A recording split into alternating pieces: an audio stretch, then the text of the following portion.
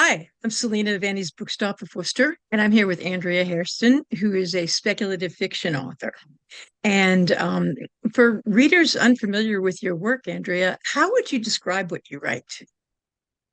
Well, I trained as a playwright, so I feel like I write dramatic stories that have, a range of possibilities. I think, from the theater, we didn't do like this is a mystery, or this is a romance, or this is science fiction, or this is fantasy. It was this is a musical, or this is a straight play.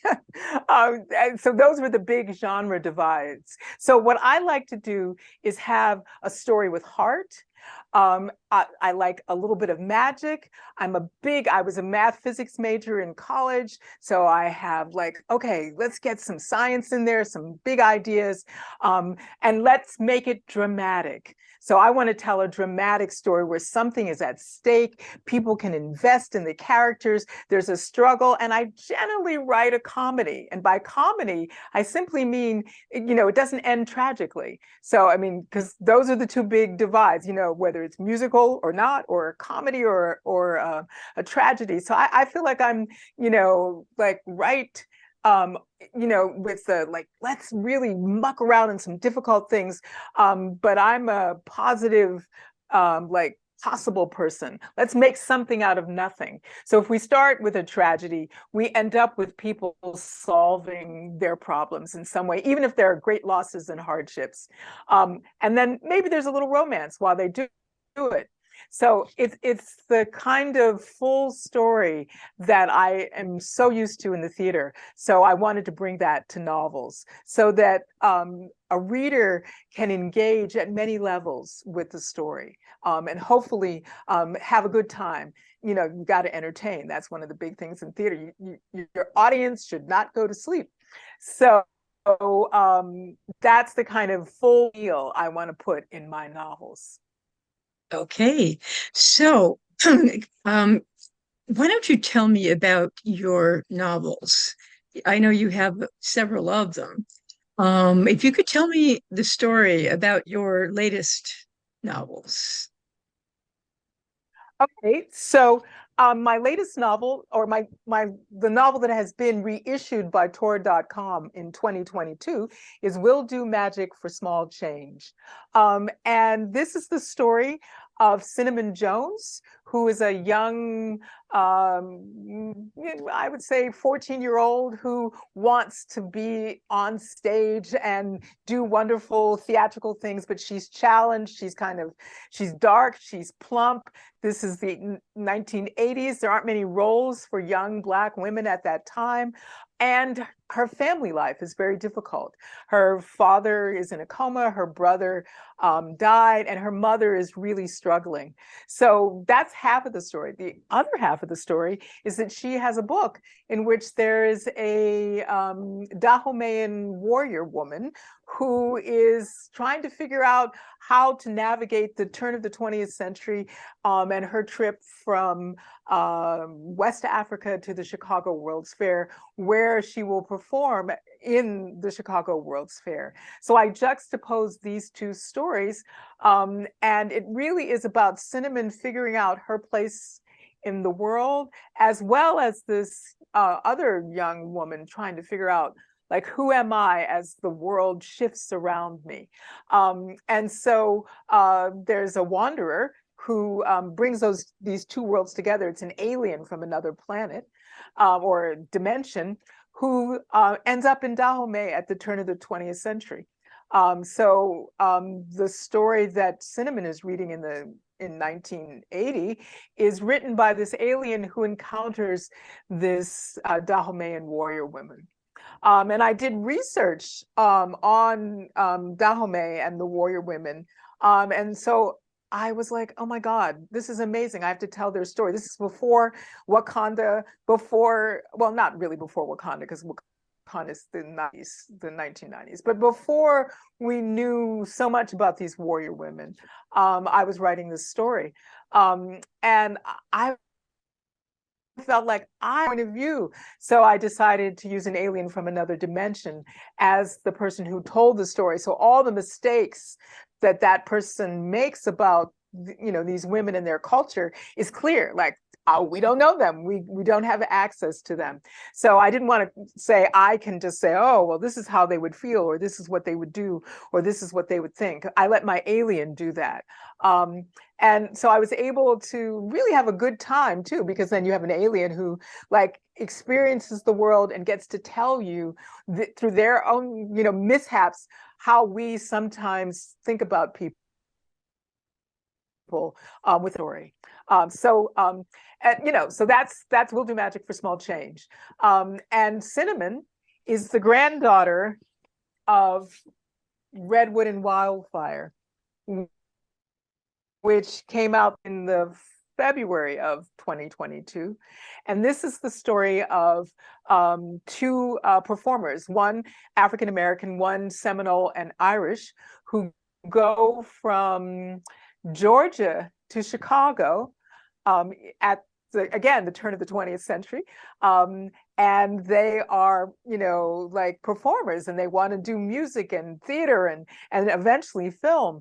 But they have to face all the hurdles that were, making it very difficult for Indigenous people or African Americans to tell their own stories at that time. But they, so the whole journey is from Peach Grove, Georgia to Chicago, and how they figure out a way to tell the story they want on the world.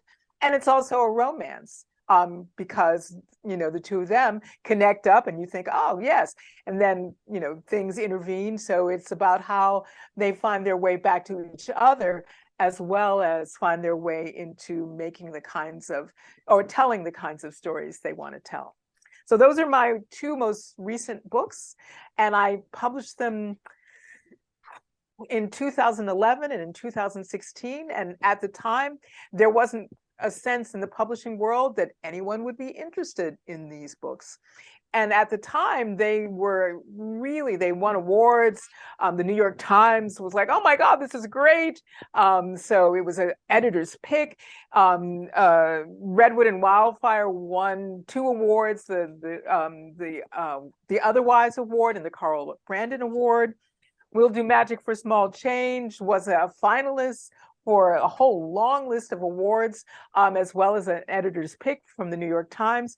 But publishers were afraid that although the books were really excellent and they were really well written, that there would be no audience. So they languished because they were at a small press that had no publicity budget, but a really earnest, wonderful group of people who believed in good books. So I got the opportunity recently to have them be reissued because I sold the book to a large house. They wanted another book. And the third book that I'm writing is in that same world of Redwood and Wildfire. And they didn't want that book because, it had 2 other books. So they were like, oh, no, we want you to write something new. And I was about to turn them down because I have to write what I write. And what happened was my agent went, oh my God, you can't turn them down. I said, this is what I'm writing. So he worked a deal where they bought my old books, put them out. And so when the third book comes out, they all stand alone. You don't need to read them in order or anything. So the third book is like that too. You can just pick up, the third book, and it's its own story.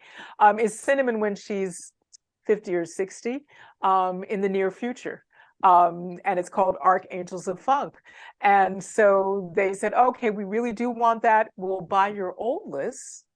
And then you can write the book you want and write another book. So I have another book to deliver to them. So it's a really happy ending after, many years of struggle. And, the old books are coming out, and the new one will have the kind of, stage, openness. People will be able to say, oh, this is a possible book I can read. So I'm very excited about that. But this one is probably at Annie's right now. So you can get it at the bookstore. It's there. Yeah. And you can start with this one. We'll do Magic for Small Change. You don't need to have read Redwood and Wildfire to really get into either book. So Um, why do you think it is that they thought that there would not be an audience for it years ago, as opposed to now? racism, basically That's racism. exactly what I thought. So literally, I in Redwood and Wildfire, I have an afterward in which I'm of the things that the rejection letters, people in their rejection letters wrote things like, wow, the only book was so well written, because and I was like, I had to play it. The only reason you got to the end of the book is because it was so well written. Okay. But the characters are so weird. And they're just African American and Seminole and Irish. I mean, there's nothing weird about them. It's, I have a barn, let's do a show. It's a very classic story. I'm an artist, I want to make art. Oh, I love you, but I don't know, we're from two different worlds, maybe we can't manage that. I mean, it's like, what, Romeo and Juliet? You've never read or seen, or West Side Story? I mean, there's like 1,000 of those stories. But not these particular people. So I think they were like afraid that, oh my goodness, you have a Seminole Irish character, or you have an African American character, my audience won't be able to identify with them, basically. Somehow we can only identify with this group, not with that group. You can't represent humanity. We can imagine being, I don't know, from Italy, a long time ago, from the Capulets and the Montagues, but we can't imagine this.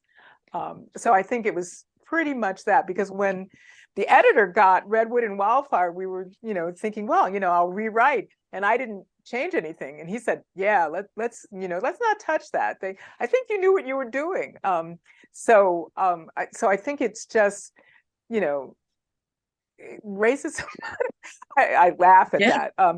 It was pretty bald, and the letters of rejection were, except for the ones who said, sorry, we don't want it. And I actually prefer that letter, just, sorry, it won't work for us or whatever. Because then I don't have to go, because there's nothing I can do if you don't want an African American character. Whereas, sorry, I don't want it, I think, oh, I just have to write better. Right. If I can just get a tighter story, if I can just work the dialogue or the setting, or, figure out what's wrong with my dramatic arc. But what they were saying is there's nothing wrong with your dramatic arc. It's just that what you want to write about makes us nervous when we think of trying to publish it. Interesting. So Now, yeah, now, yeah. oh. Now, I guess there's this adage that you're supposed to write what you know, and a lot of that is about theater and performing and things like that. And I know your background is in theater, so you put a lot of yourself into your books. Well, every writer puts a lot of themselves in there.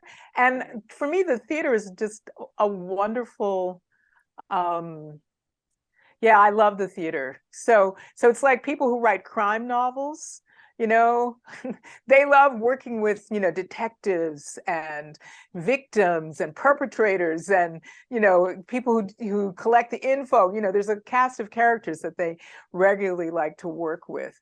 So I think what I like to work with is people who are trying to make meaning. So I find that really and the things that they have to struggle with as they do it. So I also like scientists. There's usually, scientists along with the theater people. So and different kinds of scientists. So, I believe in indigenous wisdom, indigenous science. So there's a lot of that in all of my books. So I'm very interested, in the natural world and in all of those ways in which we interact with it, and then the people who know about that. So those are some of my things that I put in all my books. And then I realized, oh, you like, I have a barn, let's do a show kind of stories. So, well then, admit that, right? Like know that about yourself. And you like romance. Okay, know that about yourself. And then you like, weird science. So those are all the things that that then I embrace. I go research, like, let's find out.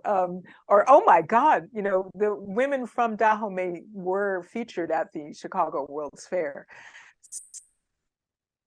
So, I taught a whole class on minstrelsy and Wild West shows and all the performance things that people did. So therefore, and I had like students and some graduate students, and they were doing research and writing papers on it. So I had a wealth of information. I had material culture. I went and looked at some of the programs and the props and the costumes and the stuff. So I had like a real wealth of material, and that makes it really helpful when you're writing something that, I also went to Georgia and the Georgia Sea Islands. So I went to the places where the characters were. And so I feel like write what you know or what you would like to know more about, because then you'll go and do the research. So by the time I wrote it, I knew it. And then I was really upset because there wasn't as much information on women filmmakers and women performers as there is on men of any race. So, and in the 19th century, there were turn of the 20th century, there were all these women filmmakers, more than now, directors, producers, they were just running everything.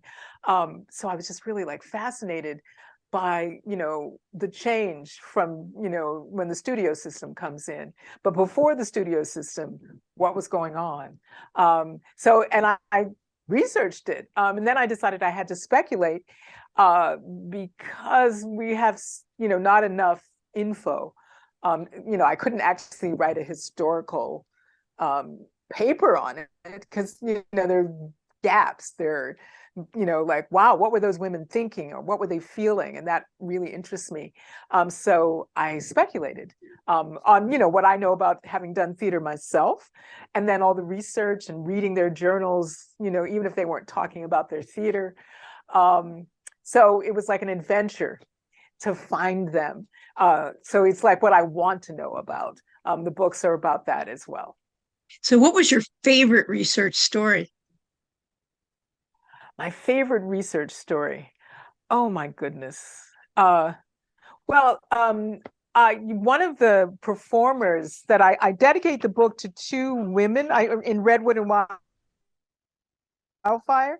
Zit Kalasa, who was a writer and activist. She was Dakota, and she comes up. She does an opera. She does the first Indigenous opera. And she also wrote all of these amazing short stories. And, so I just love finding out about her. And Ada Overton Walker, she did minstrel shows, but she would dress up as a man and not have to wear blackface and do his Honor the Barber. So I thought these two women who were, theater makers, and they did this amazing thing where they elevated their culture and their people, and they did wonderful things, and they didn't have as many resources as I did. So I was like, whoa. But they kept going, and so they really inspired me. Really made me think like, wow, okay, yeah, keep going. don't give up. And there was also a filmmakers like that too, who are making short little movies about, not what we see from Hollywood, but about the lives of the people. Here's village life in this Indigenous community. Here's a Black comedy from, 1920. So it was just really interesting to see like the kind of gentle, sweet, amazing, funny stories that they wanted to tell about their lives. Like, no, we're not just suffering because of, racism and all the stuff going on. No, we're having fun. We're eating good food. We're falling in love. We're having, struggles. We're having political debates. We're having a full life, not just racism. So I have one of my characters make a movie about just that, in honor of those women.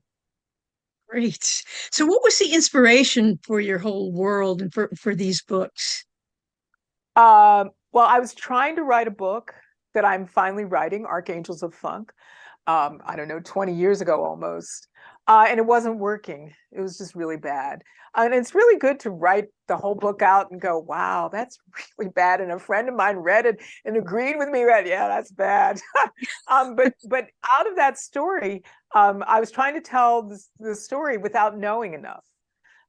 So I realized I needed to know all the stuff from the 19th century, because I had these grandparent characters who were off to the side, and I was like, no, you need to go back and figure out who are they and what are they doing and what is their story. So that's Redwood and Wildfire. So I just went, okay, who are they? Like, they're not just the grannies and grandpa who's rocking in the side. What's their story? And it really gave me an appreciation for not having throwaway characters, because they're at the heart of the story for the middle-aged character that I wanted to write about, who I finally write about, but I didn't know them. So in order to know them, I wrote a book. I mean, that's what I meant, write what you want to know. So I wanted to know them. So I said, okay, who are you?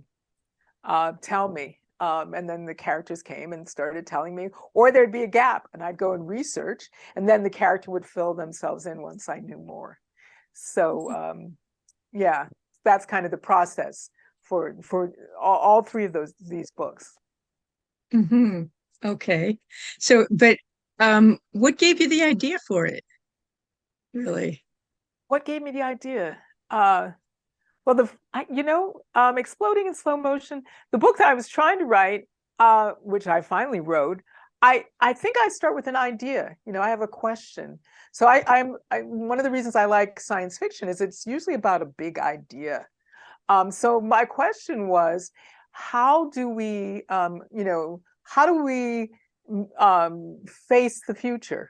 Like, how do we face the future? If the future is terrifying, or if the future is uncertain, like, how do we use the ancestors and all the knowledge that we have in order to figure out our way forward? Because I really feel that one of the things that we've been, troubling with right now is indigenous wisdom, like, right, oh, that's all superstition and stupid, and you don't, like, become scientists and you're fine. And I'm like, no, really what we're discovering, of course, is that, like, those people who we call superstitious lived on the desert for 1,000 years, didn't destroy the ecosystem, managed to, like, survive long enough so you could be born, right? So so that was one of my big questions. And also, like, they were really great. They faced all these incredible obstacles and they continued, because that's why we're here. Whereas, some of the obstacles that I'm facing, I feel like are overpowering. And so I went, oh, they probably felt overpowered by their obstacles too.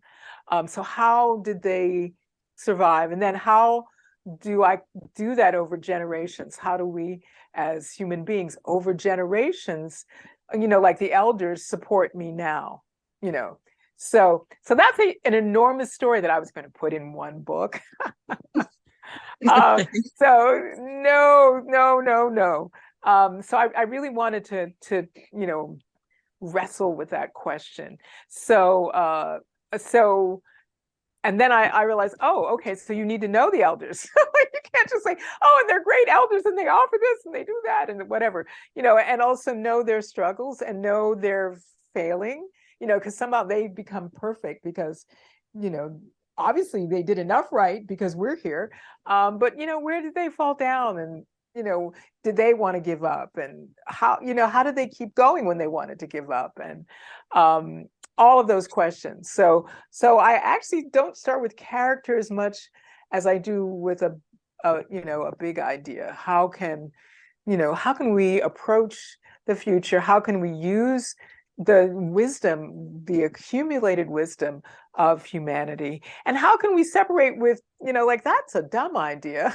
We don't need to hold on to that one. We can let that one go. How do we make those judgment calls? Like, why did we, prevent, like, I don't know, indigenous people from doing controlled burning?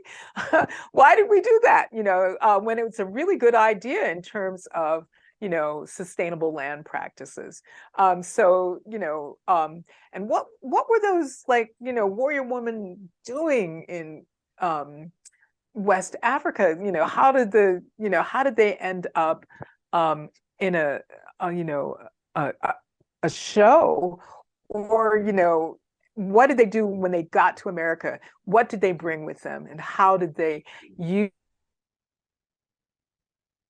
that in the future? So those are some of my questions that I wanted to ask, so that when I finally write the final book, I have all this rich material. I understand some of the questions that I'm like, so that, yeah, that was how I began. Okay. Do you write an outline for your books, or do you kind of Uh, let it flow? um, that's a complicated question. I wrote a screenplay for Redwood and Wildfire. Ah, So that can count as an outline. I think I cheat. I don't mm, really like outlines, but so I had written this massive book that didn't work, right? Remember, I wrote that right. book. So then I said, Yeah. okay, pick, what you need is a story of Redwood and Wildfire. So pull that out of this massive novel that doesn't work and make it a screenplay. And a screenplay is a really good discipline for, like, what's the action? What's going on here? Who are these characters? So I did that. And then from the screenplay, I wrote the novel. I didn't do that for Will Do Magic. So but what did I, well, for that, I realized I had these two um, different stories. And so I had to figure out how they played opposite one another.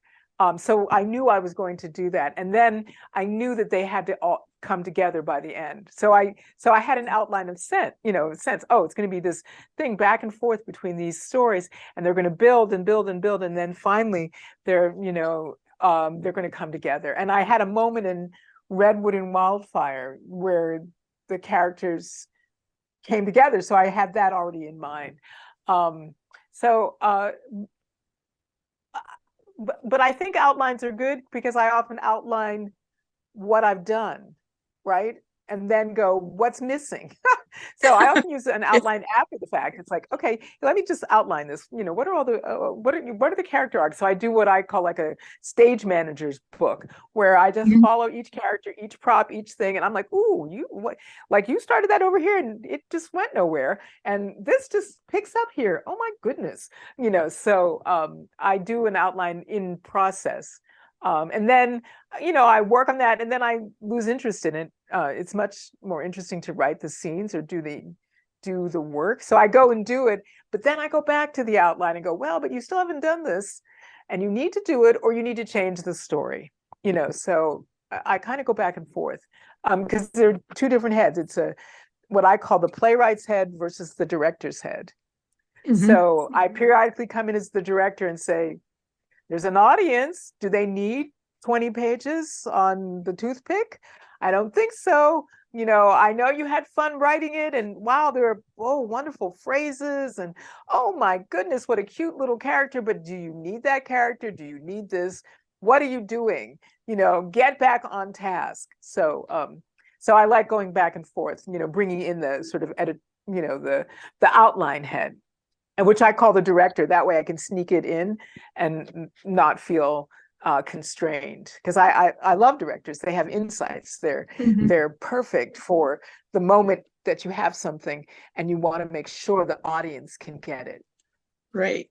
So what was the biggest challenge that you had in writing and putting out the your Will Do Magic for small change? Oh my goodness, the biggest challenge. I think it was the Dahomean women, right? I wanted to write about them, but I felt I didn't know enough. So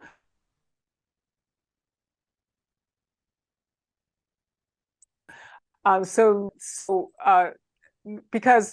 I just like I had students and graduate students, and we're all looking for what the Fawn women thought when they were in Chicago in 1893. And then just how do people at that time think, and what is the cultural frame, and a whole range of questions that I thought, oh my God, I am not, and I read every book I could find. I talked to people, but I'm not talking with someone who lives in 1893. I'm talking to someone who is in 2000 and something, over 100 years later. The stuff that they read, I already read that in the book, right? Okay. Yeah. So we're coming up against the wall that we didn't ask them what they thought. So there are newspaper articles about the Fawn women from Dahomey in Chicago, but they're all about how wild and weird they are. They're not about what they think of us. So that's when I came up with the alien. So that basically I could tell the story from outside, not from. So I get inside the alien, but I don't have to do a huge amount of interior of those women. I'm doing it from a being who literally, like me, plops down in their reality and comes into contact with, artifacts and effects and visual material, and there's words in terms of songs or something. But I did not find a diary of them, or gets the historical records, and then tries to figure out who they are based on that. So that was a real challenge. And once I found that, I was like, oh my gosh, this is, yes. And then having Cinnamon be able to respond to all of that was so much, it was like, oh, this is the story. So once I figured that out, I was able to move forward on the story, on the novel. Okay. So, what else can we expect from you in the near future? Well, Archangels of Funk is coming out next May in and it takes place in the Massachusetts of my mind. So it's going to take place in Western Mass. Cinnamon, who is in Will Do Magic, is in her 50s, and it's there's something bad is happening. It's like post-apocalyptic. I mean, we've had that. There's been a pandemic. There, really bad weather stuff. So all the things that have happened, nothing more than the things that have already happened, have continued to happen. There are people who are out of work. There are homeless people, and she has joined a group of co-ops.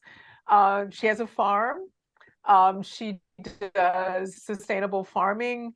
The co-ops have purchased a mall into housing and other kinds of space, workshops and stuff. And it's about it, she didn't do her dreams, so she feels like, maybe she's a failure, but she is one of these wheel wizards. She rides her bike, makes deliveries to the mall, and she was a computer scientist, and she had to leave the company. She resigned before they fired her so she could get some money. But she is a computer scientist, and so she has circus bots. So that she has made circus robots. And every year on her grandparents' farm, there's a big open space. She does a festival in honor of them. And her grandparents are Redwood and Wildfire. And they told her, yes, do something. So once a year, she manages to do this festival, and the circus spots perform, and all the people from around come and do something. It's like a carnival. And so, she struggles with, like, God, I not live up to my potential as a theater artist or a computer scientist. And meanwhile, people from her past show up, and there are people who want who, maybe want to steal the circus bots. The circus bots aren't quite all that they seem to be. And there are some not so good figures who would love to get in the way of the co-ops and how they are envisioning the future, would rather not have like, a refuge for people or a place where you can go if you're, without a job or without resources. So that the book is about all of those people trying to do the festival and to maintain their lives. Okay. And there's romance. Has to be romance. Yes. Yes, yes. Okay. Like, if you can't dance at the revolution and fall in love, like what kind of revolution is it? Okay. I have questions for you about being a writer. What is your favorite part of being a writer on the whole writing and publishing process? Writing, like sitting down and writing Good. and having like an idea just pop out and putting it out on it, yeah, that's my favorite. Great. And what do you consider the most challenging part of the writing process? What's the most challenging? When someone asks me to describe in a few words, like, I don't know, 3 years of work, I feel actually really challenged. And I think you're a word person. You should be able to do this. And it's all, but, so sometimes I try to think, okay, you're going to spend some time working on the monologue for when that person says, like, can you tell me everything that you did in 3 years in like 4 sentences, like including the publisher who would like a blurb for the book. I mean, like just a precise rendering of what you've been doing. So that's a real challenge. It's like coming up with the poetry for a novel. Aha. So what's been your favorite adventure during your writing career? My favorite adventure. Wow. Oh my goodness. Well, I did, like I said, I went to Georgia to a science fiction and fantasy conference. Actually, well, I went to Georgia and that was amazing. But then I went to Florida for a conference and I got on I went into the swamp and I got, one of those like water boats. And my guide was a Seminole. I didn't know this. He was a Seminole guy. And so he was telling all of these stories while we were on the boat. And there was like alligators in the water and he was like, keep your foot out, keep your hand out of the water because you're on the menu. So I put that line, it's in my novel. Wow. I was like, I'm gonna write that down. I was going in the novel because someone takes a ride in the swamp. And then there were these beautiful birds with like purple, or they were purple feathers and big yellow feet, and they could walk on the water because they had, such webbed feet, and they didn't weigh anything, so they could just walk across the water. And there, the alligators floating by, and the otters, and I couldn't believe it, and the smells, and it was just so amazing. And this guy was just telling stories about wrestling alligators, and so I felt like I was in a moment in my novel, literally, and I hadn't completely planned it. I was hoping it would work out that way. And he had one story after another. I was like, whoa. And he reminded me of my grandfather. So I was just like, God, this is like, put this in. So that was a great adventure. But yeah, I think that was one of the high points. Wow. That sounds like it was fabulous. Yeah, no, and I was hoping to see a few things, but I really got the whole feel of being in this beautiful landscape, that is dangerous. Like I said, there were the alligators, and they had the little eyes looking up. And they looked it up, they were like, if your foot's there, I'll eat it, kind of look at you. But they weren't particularly afraid of us. I was just sort of like, ooh, okay, we have respect for you. So what is the greatest lesson that you've learned in your writing career? Actually, it was when I was 5, and it was my music teacher, my piano teacher. And she was like, I was having a hard time with some, I don't know, hard piece. And she said, just do a little bit every day. Work on it. Don't give up. And, my mother said, she's right. And so I've used that, she was an amazing, I don't even play the piano anymore, but I was ready to give up because it was too hard and I wasn't good at it and I didn't um and so between her and my mother was like, no, just work on it every day, work on it. And so it occurred to me that being facile, because I was really good at math, I didn't have to work on it. But piano I had to work on. And it was really good for me something.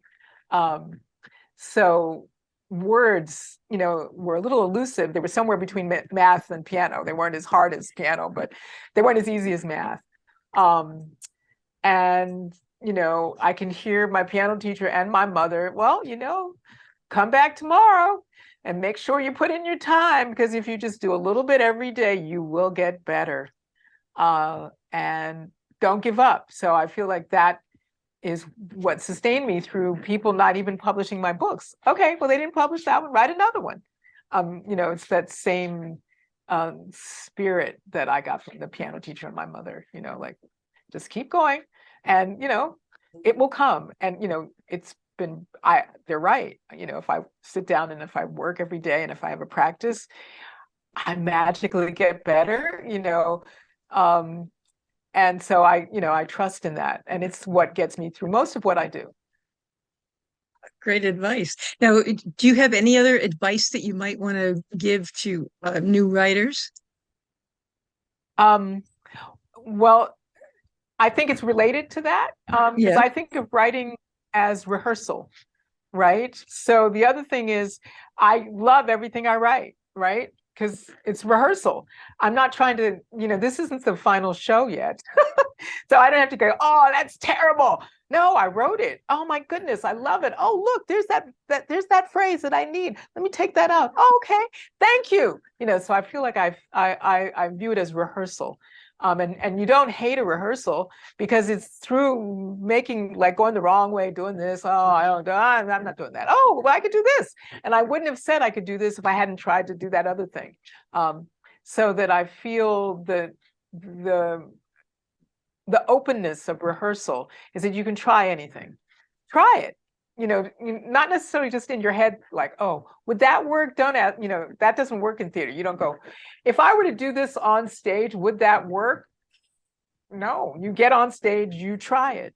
And then you say, yeah, let me try it again. And then you go, let me try it a third time. And then you go, no, we need to do it from the complete other direction. It might take you, several times, so that you have to rehearse something before you can actually evaluate it, in terms of not whether it's good or bad, but does it work for what you're doing? So don't give up and rehearse. Those are, I think, really good things for beginning writers, and then you find through the process, it's not like you already have it. Your brain is extended. You can extend it, and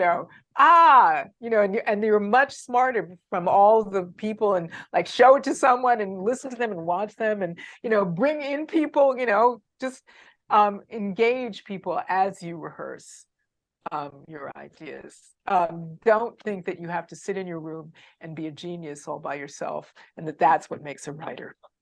And that kind of leads me into my next question, which is, are there any groups, clubs, or organizations that might have helped you that you might want to recommend to other writers? Well, I go to a lot of the science fiction and fantasy conventions. So I think we met at Boscone, right? Was it Yes, we Boscone did. or Arisia? Oscar. Yes. Okay. Boscone. Right. So I go to the conventions. And I remember reading once, someone said, no, don't go to the convention, stay at home and write. You don't, and I was like, wrong. I don't know why they would say that, like I do need to stay at home and write. So I just figure out, like, when are the conventions, and in between I'm staying at home and writing. But I go to 4 or 5 a year. Except for when there was a pandemic and they got canceled. And because I want to be with people who are reading science fiction and fantasy and speculative, fiction. I want to be with people who are writing that, and I I want to have dialogue, with people who are editing and thinking about it, and people who are publicizing it, and people who are making music about it, and people who are drawing about it. So I want to be in a community because I think we're like really brilliant all together.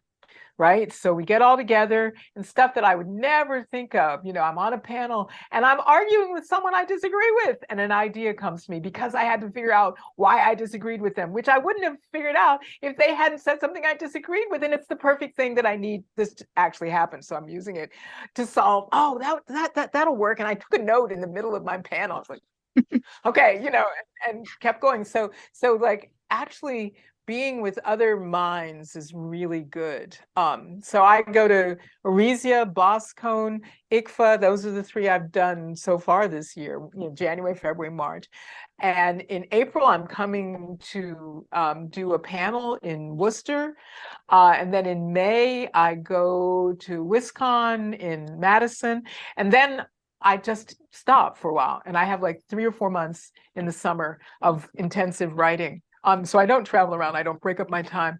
And then in the fall, I go to a bunch more. And this is probably because I'm a professor. So I had the summer off. So that would be when I could do my most intensive writing. And now I think, oh, but it also works for a whole bunch of other reasons. So I can take my bike, go to like some place like Maine and be in the woods and write. But I've been enriched in January, February, March, April and May from, having really great conversations. So WisCon, the feminist science fiction convention in Madison that's happening in oh gosh, in like 6 weeks, was a particularly nurturing place, and Arisia and Boscone as well. And ICFA was, the academic conference.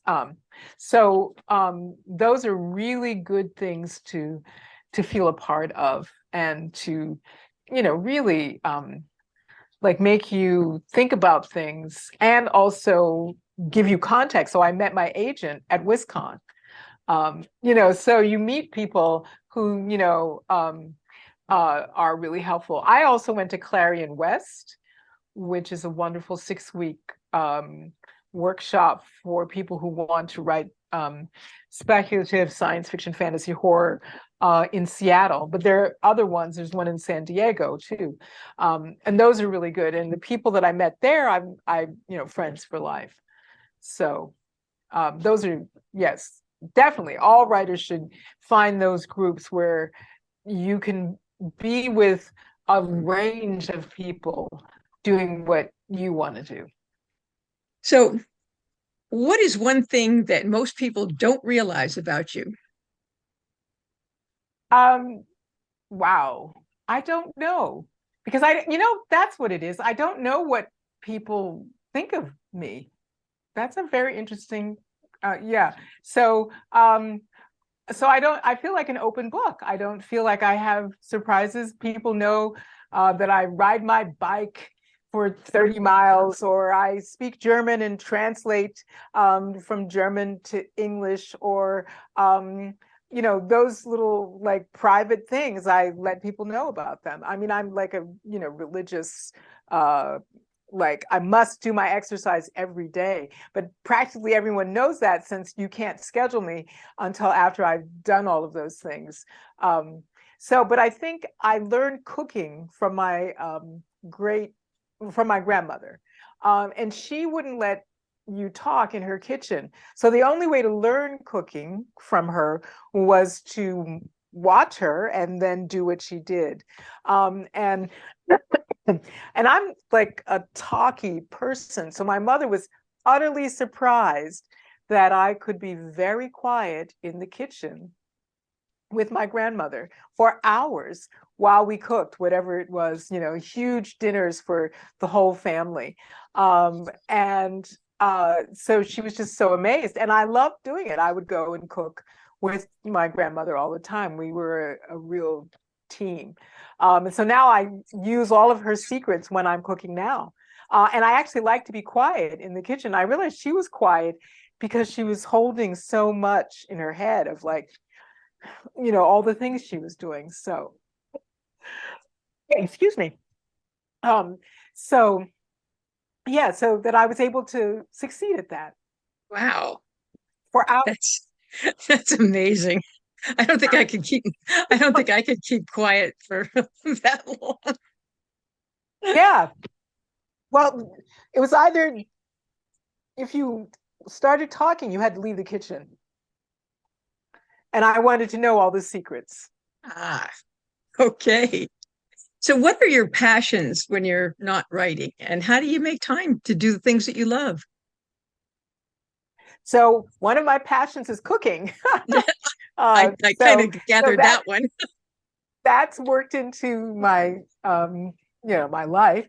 And then I'm an athlete. So and I use, I bike. I love to bike. So one of the things is when I got my advance for Archangels of Funk and Master of Poison, I bought my dream bike because I was going to be retiring, and I bought the bike. And my idea is to go places, take out my bike and just bike for hours and hours. While I'm biking, it's a wonderful time to think about whatever I'm writing. So or whatever I'm doing. It's like a perfect meditation time. So I love theater and performance, so I get to go and see it. And all of that works into what I write. And I like to travel. So, and that's been a little hard with COVID, but I'm beginning to travel a little bit more. But then I write about the things that happen when I travel. So I feel like my life is worked out such that the things I like to do all go together. So when I can't bike, when it's winter and I have to be on an indoor bike or one of those cross trainers, I edit. It's a perfect place to edit. You have to be on the cross trainer for an hour because you want to get your endorphin hit, and it's a perfect time to focus on can I get this sentence better? So the two things really support one another. Each of them are boring by themselves, but when you combine them, they're great. So I can focus and work and read through, and the time disappears. I don't notice it. Oh my God, a whole hour has passed. Yay, I'm done. So I feel that I've been able to incorporate the things that I love into the work that I have to do, so that I'm very lucky. And then I have friends who are engaged in wonderful things. So, travel means I go get to see them, experience what they're doing, and also see different parts of the world. Great. So what does your writing space look like? And what do you need to have around you when you're writing? Well, I'm in my writing space, so this screen is not there, and I'm looking around, and actually, all I need, I grew up before computers and all that, so all I need is my pen, and I have little pieces of paper with things that I wrote with my pen on it that I eventually transfer to the computer. And I have a journal. So really, if I have my journal and my pen, then I'm fine. And then I like music.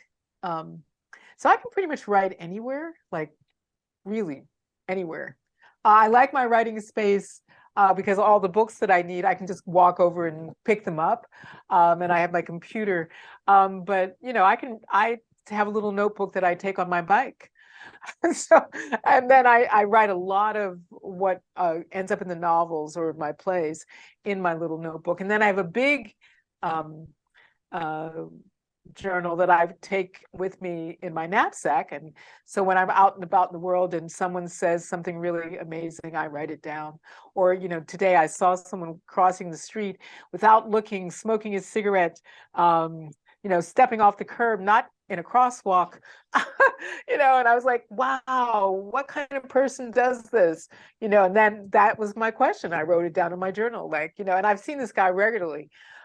So it wasn't just this one time that he does this regularly. And so, and a car was coming and I thought, oh my God, he's going to die. And he didn't. the car screeched to a halt, and he didn't even seem to notice. So I just, so there's a character. Who is that character? So I think I'm ready to write anywhere. It's an exercise I've given my students. You know, I call it dialogue thieving and character discovery. So you go and you hear either a piece of dialogue or an action, or piece of somebody doing something, and then you figure out who's the character that would do this or would say that. What do Hmm. they want in the world? How do they feel about themselves? So that the whole world becomes like like an instructor for you on character. And everybody has poetry. So people saying things the way they say them, you can capture their poetry, even as they're just walking down the street. Like he had his cigarette hanging out of his mouth, he had his styrofoam cup of whatever, and he just like walked right in front of a car. Woo, so I was struck by that. So that's going to appear somewhere. That's going to be a moment in something. So I think my writing space is the world. Hmm. And then this is kind of like where I'm sitting right now talking to you, is where I transfer all of those notes, because I'll it's like a huge amount. I'll show you. It's like that many. I transfer them into the computer. And then, so it's like that's the raw data. And then I want to, then I work it when I'm writing scenes and writing prose. Yeah. And do you prefer silence or music? And if music, what Music, kind? What music, kind? everything. I'm pretty much everything. So, I go through, I have like, oh, I'm going to now listen to, there's a German folk group called, I think they're Fawn. And then there is, I've been listening to Nina Simone. And then I heard some like medieval music. And then there's a wonderful spoken word artist who, passed away a while ago, but does amazing like music and words that kind of like carry me off. So I'm pretty much the range. I just watched the Magic Flute. I love Mozart, and then Janelle Monáe. I love her Afrofuturist music. So yeah. But I'm right now it's Jean Redpath and Nina Simone. So I'm into like fierce women singers. Hmm. And are there any particular foods or drinks that you like to have while you're writing? I don't I don't I go to my kitchen and make my food. So I don't eat that much while I'm writing. No. I don't, yeah, no, I don't drink, or, I mean, I might come up and have my like evening snack. So I'll have uh like a little bit of spring water and I love German bread. So I'll have some German bread with some fake and bacon. Yeah. So, but other than that, It's I, yeah. okay. And do you have any pets that might help or hinder you when you're working? No, I don't. One of my goals is to get a dog. The next door neighbor dog is going to appear in my next novel. So I often go out and play with the next door neighbor dog. And she's a lot of fun. She barks and says, "Come here, you must play with me." And usually You all I do. totally, I'm like, okay. And then, so often I just go over to the fence and she's really persistent. I walk around the house, go into their yard, which they now know I do. You must chase her. She won't like chase you, or she won't, she grabs the stick and runs, and she wants you to chase her. And I'm like, okay.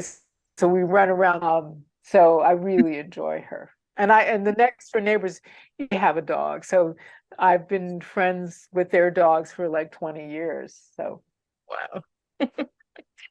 Okay, I just have two more questions. One is, where can people find your work aside from Annie's Bookstop of Worcester? And I always have to do a plug for Annie's.